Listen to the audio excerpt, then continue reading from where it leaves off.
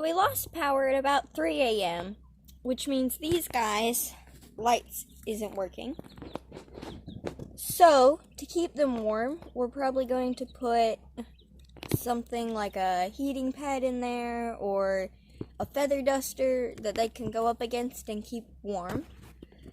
Most chicks can't last more than 5 hours without heat. So, Yeti and Everest are doing good. They have food and water. So we let all the chickens back out now, and they're out roaming. So the pigeons are alright, and we closed their window earlier to make sure they didn't get any rain or anything. So they didn't have any leakage. We have a few tree limbs that fell down out of the big pine trees. So this is one of the main reasons why we have to put the animals up. Because during hurricanes, lots of things could fall, and there are a lot of debris that could hit or trap animals under, and they could get hurt or even killed. And as you can see, there are a lot of limbs and other things that have fallen in the yard that if chickens or anything else were out during the middle of this, could have hit them and hurt them.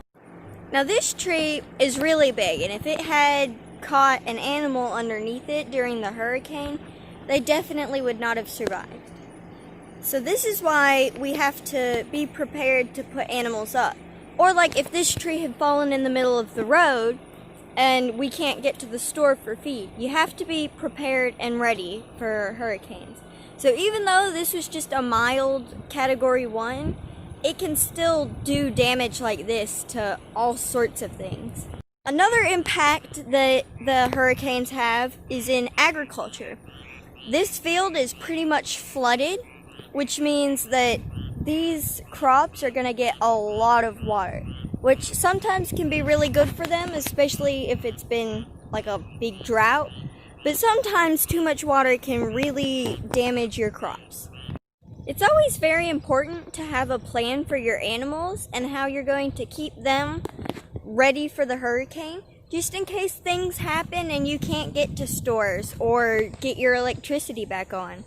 And always make sure that you have them put up before it hits. So now everything that we took down yesterday, we have to put back up. Can you guess which animal made that footprint? So this is the reason why we took Everest and Yeti out, because these poles could have collapsed on them, or they could have gotten out and someone hurt Everest, and that would not have been good. The geese are having fun in the water.